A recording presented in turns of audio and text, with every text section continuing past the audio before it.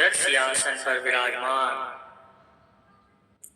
श्री परमहंस महान विभूतियों के पावन दर्शन दीदार करते हुए एक बार ऊंचे और मीठे स्वर में मिलकर बोलना जयकारा बोल।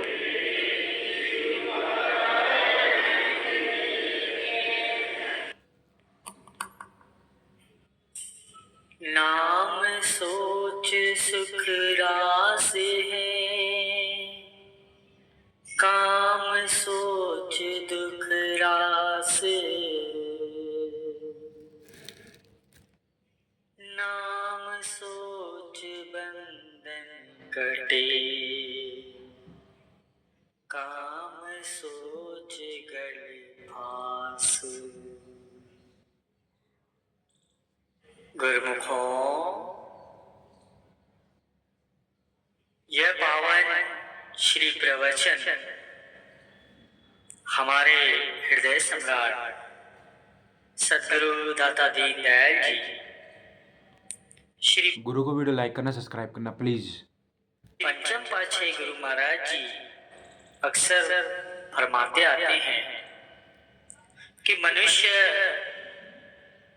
जब अपने मन में प्रभु का नाम अर्थात गुरु के शब्द को बसा लेता है तो स्वाभाविक ही उसके मन में शुभ विचार उठने लगते हैं, जिनके अनुरूप कर्म भी उसके नेक होने लगते हैं। तब उसका जीवन ही उत्तम बन जाता है, क्योंकि जब मनुष्य के अंदर परमात्मा का नाम बस जाता है तो दुष्ट विचार स्वयं ही समाप्त हो जाते हैं। जब तक हृदय में काम कामनाओं और वासनाओं का निवास रहता है तब तक वहां परमात्मा का नाम नहीं रह सकता। दोनों एक स्थान पर एक साथ कदापि नहीं रह सकते। जब हृदय में मालिक का नाम अर्थात गुरु का शब्द बस जाता है तो संसार की सभी कामनाएं वहां से कुछ कर जाती है। फिर मनुष्य को किस प्रकार का गम, किस प्रकार की चिंता, कोई दुख नहीं सता सकते। सभी सद्ग्रंथों, वेदों और शास्त्रों में नाम की महिमा का वर्णन है। मालिक का नाम ही सार तत्व है। जीवात्मा को सच्चा सुख कहां से प्राप्त होगा?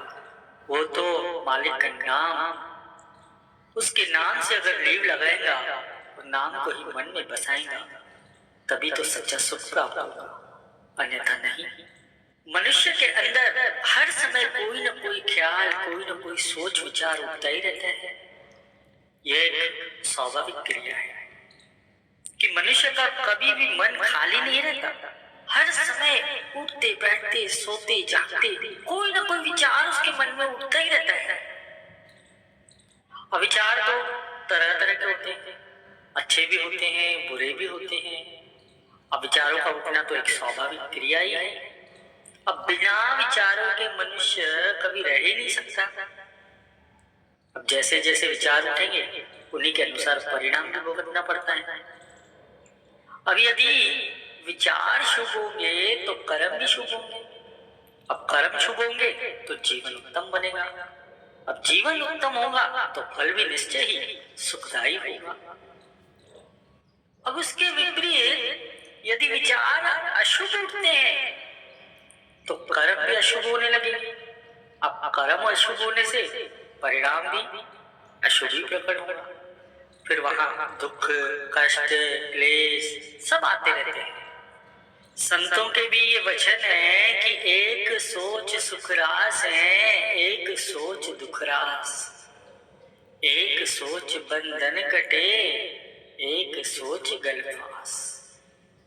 कि ख्याल, विचार अथवा सोच आप कुछ भी कर रहे हैं, बात एक ही है। और इन्हीं विचारों से ही जीवन अच्छा या बुरा हो सकता है। एक प्रकार के विचार सुख देने वाले होते हैं और वहीं दूसरे प्रकार के बुरे विचार दुख देते हैं। मनुष्य अपने ही उत्तम और शुभ सुख देने वाले विचारों के द्वारा ही अपने गले से 84 के बंधन को काट सकता है। और उसके विपरीत गलत विचार दिल में रखने से अपने गले में नई 84 का बंधन डाल लेना होता है। अब मनुष्य करता क्या है? स्वयं को सुखी बनाने के लिए अपने मन से ही कई प्रकार की मनगढ़ंत बातें सोचता रहता है, परंतु उनका परिणाम दुखी दुख सिद्ध होता है। संत महापुरुषों ने जो तजुर्बे किए हैं, जो हमको पूर्णतः सत्यता दिखलाई है, चाहे उनके फरमाए हुए सिद्धांतों को युग बीत गए हैं, परंतु वे आज भी सही सिद्ध हैं और भविष्य में भी सही सिद्ध होंगे।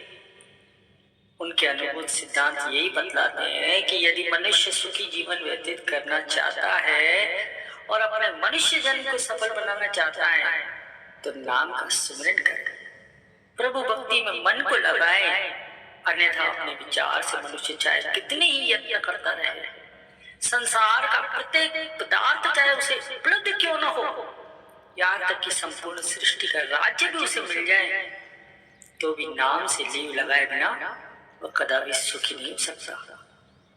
गुरुवाणी में भी वचन आते हैं कि सगल सृष्टि को राजा दुखिया, हरे का नाम जपत हुए सुखिया।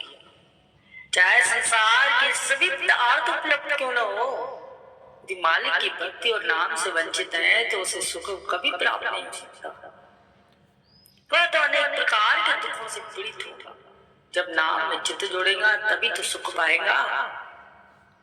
संत महापुरुष फरमाते हैं कि यदि तराजू के एक पलड़े में संसार के सभी पदार्थों को रख दो और दूसरे पलड़े में प्रभु के नाम को रख दो, तो वो नाम वाला पलड़ा भारी ही होगा, क्योंकि प्रत्येक वस्तु का अपना अपना प्रभाव होता है। माया के पदार्थों का प्रभाव तो दुखदायी है और नाम भक्ति का प्रभाव सुखदायी है।